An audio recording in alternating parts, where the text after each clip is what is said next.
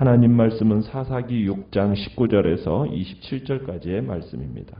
사사기 6장 19절에서 27절의 말씀입니다.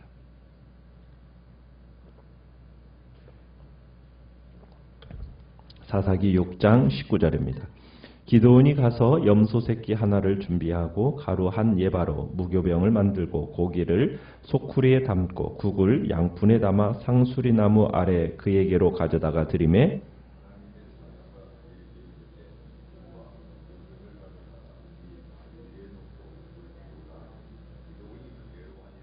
여호와의 사자가 손에 잡은 지팡이 끝을 내밀어 고기와 무교병에 대니 불이 바위에서 나와 고기와 무교병을 살랐고 여호와의 사자는 떠나서 보이지 아니한지라.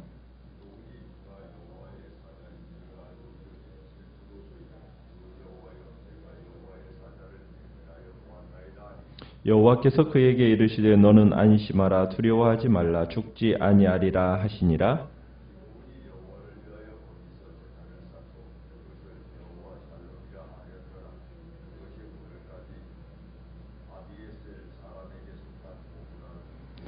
그날 밤에 여호와께서 기드온에게 이르시되 내 아버지에게 있는 수소 곧 7년 된 둘째 수소를 끌어오고 내 아버지에게 있는 바알의 제단을 헐며 그 곁에 아세라상을 찍고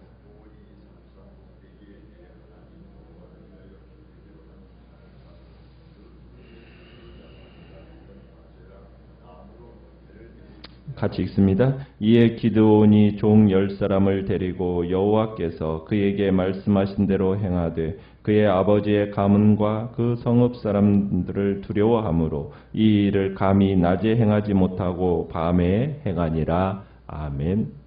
오늘 말씀의 제목은 회복의 시작이라는 제목으로 말씀을 나눕니다. 미디안 사람들의 눈을 피해서 포도주 틀에 몰래 들어가 밀리삭을 찾아가고 있던 기드온에게 하나님의 천사가 나타나더니 큰 용사라고 부릅니다. 그리고 여호와께서 너와 함께 계시도다라는 말씀을 전해드리죠. 천사의 말을 듣고 있던 기드온은 설득이 되지 않아서 하나님께서 너와 함께 하신다는 그 선언한 천사에게 반론을 제기합니다. 그러자 여호와께서 그를 바라보면서 내가 너에게 주는 능력을 가지고 이스라엘을 구원해라 이렇게 이제 말씀을 하시죠. 그런데 기드온은 이 하나님의 소명에 순종하지 않고 다시 반론을 제기하죠. 자기 가문은 므낫세 가문 지파 중에서 가장 약하다는 거예요. 자신은 형제들 중에서도 가장 어리다라고 얘기합니다.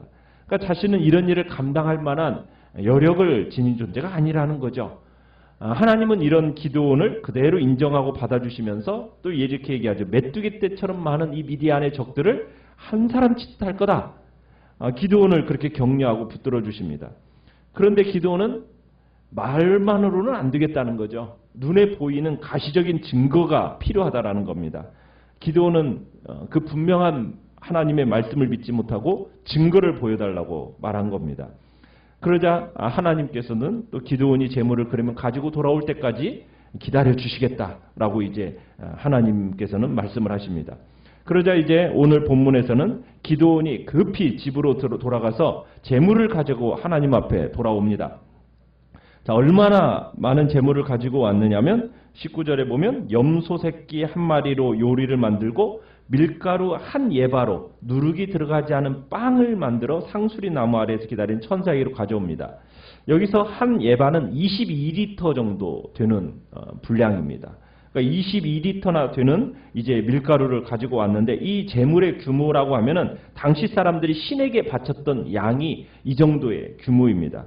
그러니까 기드온은 지금 우상에게 재물을 바치듯이 하나님께 지금 예물을 가져온 겁니다. 그런데도 하나님은 그 재물을 받으시는 거죠. 하나님께서는 기드온을 구원자로 사용하기 위해서 참 많이 참으시는 것을 볼 수가 있습니다. 자, 기드온이 이것을 가져오자 천사가 이제 기드온에게 그 고기와 무교병을 바위에 놓아라.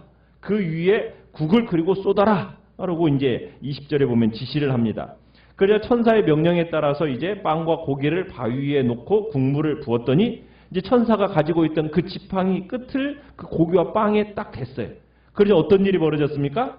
반석에서 갑자기 불이 확 나오더니 순식간에 그 고기와 빵에 불이 붙어버립니다. 그리고선 재물이 불에 살라진 다음에 이 천사가 더 이상은 보이지 않게 되죠. 그러니까 이 여호와의 사자가 인간적인 존재가 아니라 신적인 존재였다라는 것이 드러나게 된 겁니다. 그러니까 기드온과의 약속대로 그가 재물을 가져올 때까지 기다렸다가 자신이 곧 여호와로부터 온 사자라는 것을 입증했으니까 이제는 더 이상 그곳에 머물 필요가 없었던 거죠. 여기서 지금 하나님께 재물을 드렸을 때 이 재물이 순식간에 이렇게 타올랐다. 이 얘기는 하나님께서 재물을 받으셨다라는 얘기입니다. 그러니까 하나님이 예물을 드린 자를 인정하시고 축복하신다라는 의미가 이 재물이 불에 태워져서 살라졌다는 것 속에 들어있는 의미이죠. 특히 기드온의 경우 주님의 천사가 직접 재물에 불을 붙였기 때문에 이제 더 이상 바랄 게 없었어요. 불의 이적과 함께 사라진 이 여호와의 사자의 모습은 그런데 기드온에게 뭘 안겨줍니까? 두려움을 안겨줍니다. 기드온은 생명의 위협을 느끼면서 두려움에 떨어요. 22절에 보면 뭐라고 이렇게 울부짖고 있어요. 슬프도소이다. 주 하나님, 제가 주의 천사를 대면하여 배웠습니다. 지금까지 갖가지 반론과 변명을 늘어놓았던 이 기드온이 그러면서도 절대로 두려워하지 않았던 태도를 가졌던 이 기드온이 재물이 갑자기 불타는 것을 보고 순식간에 그 마음이 바뀌었어요. 기드온이 여호와의 사자와 대화했다는 사실을 알고 왜 이렇게 지금 슬퍼하고 있습니까? 슬퍼하는 이유가 뭐겠어요? 이 구약시대 때는 여호와의 얼굴을 보고 살아남을 자가 없다라는 이 생각이 지배적입니다. 그러니까 구약에서 하나님의 얼굴을 직접 봤다. 이것은 죽음의 공포를 느끼는 겁니다. 왜? 죄인인 인간이 하나님을 정면에서 본다라는 것은 죽을 수밖에 없다라는 어떤 본능적으로 그걸 느끼기 때문이에요.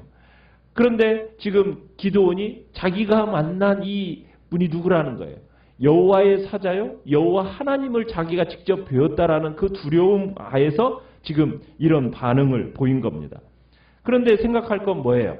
만약 하나님이 기드온을 죽일 생각이었다면 왜 그 앞에 나타나셨겠어요? 그리고 이스라엘과의 구원의 대화를 왜 하셨겠어요?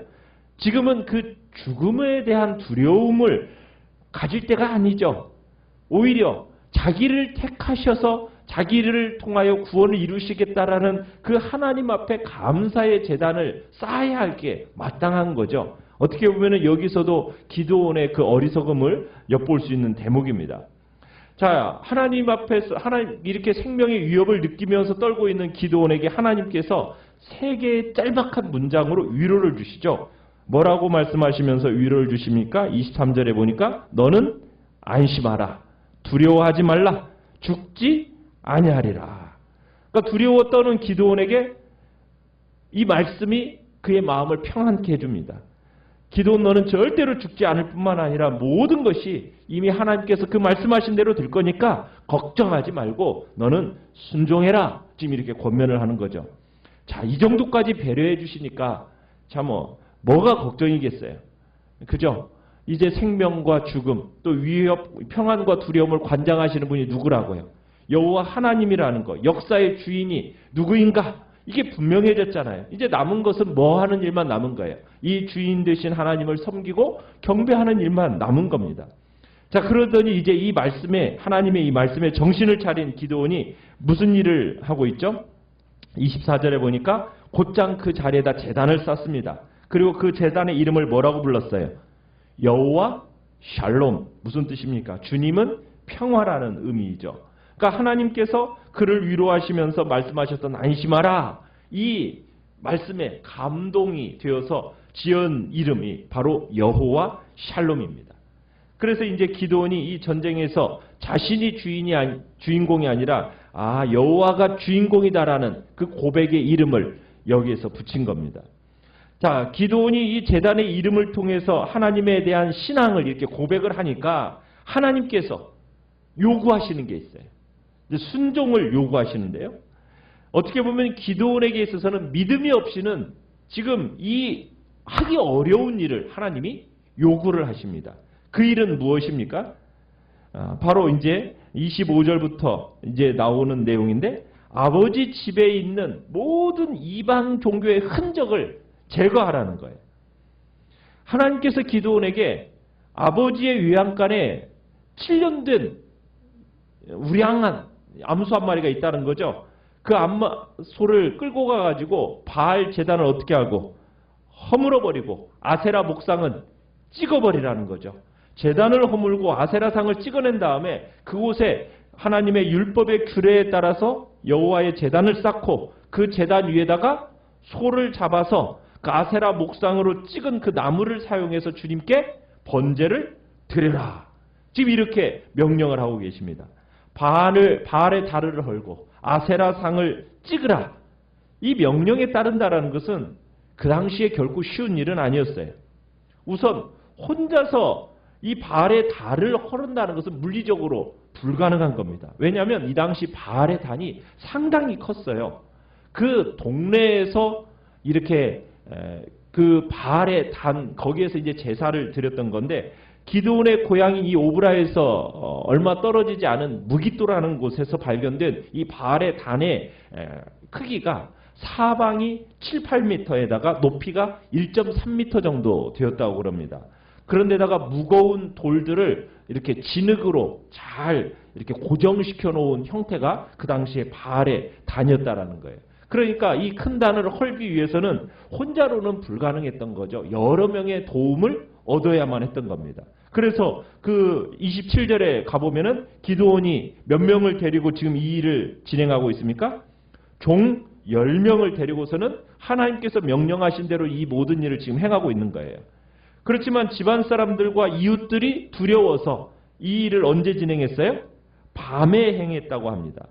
그러니까 바알의 단과 이 아세라의 신상을 파괴하는 일은 자칫 자신의 목숨을 잃을 수도 있는 일이었거든요.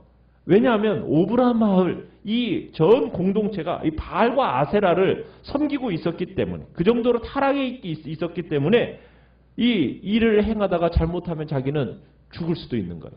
30절로 가보시면은 진짜 실제로 오브라 마을 사람들이 이 바알과 단을 파괴한 기드온을 어떻게 하려고 합니까? 진짜 죽이려고 했다라는 거예요. 그러니까 지금 기드온에게 명령한 이 일은 자신의 목숨을 걸고 순종해야 할 정도로 정말 심각한 과제였던 겁니다. 그런 점에서 이번에는 하나님이 기드온에게 그 신앙과 용기의 표징을 요구하셨던 거죠. 하나님께서는 우리의 삶에 때때로 그 정말 너희의 삶의 자세가 바뀌었는가 이것을 증거로 요구하실 때가 있다는 거예요.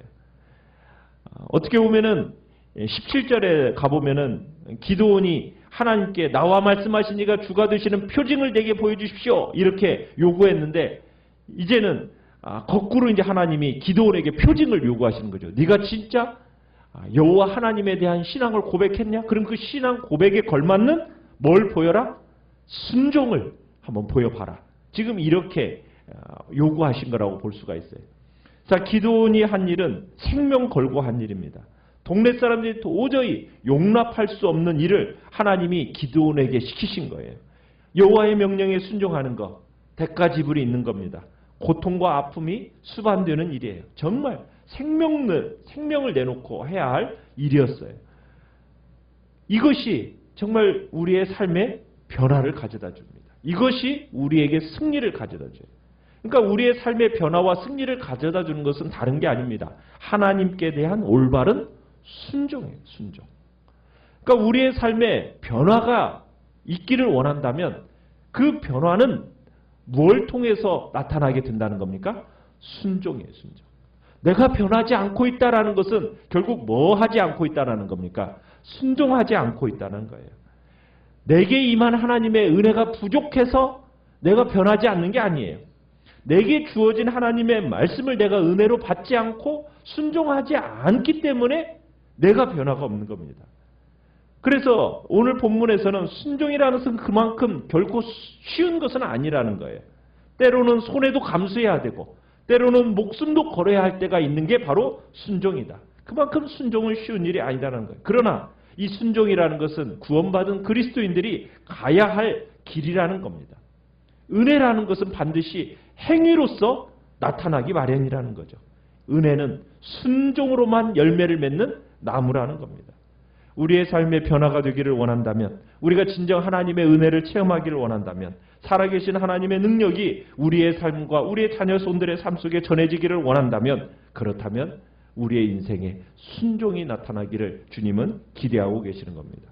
기도함과 같이 순종하기로 결단하고 어떤 어려움이 오더라도 내 감정과 내 이성이 납득되지 않는 그런 길을 요구하실 때조차도 나는 그 길을 걸어가겠다고 이 시간에 주님 앞에 다시 한번 결단하면서 주님 앞에 참으로 하나님 앞에서 내 모든 악은 제하시고 주의 뜻에 온전히 순종하며 살아가겠다고 결단하는 이 귀한 시간이 되시기를 간절히 바랍니다.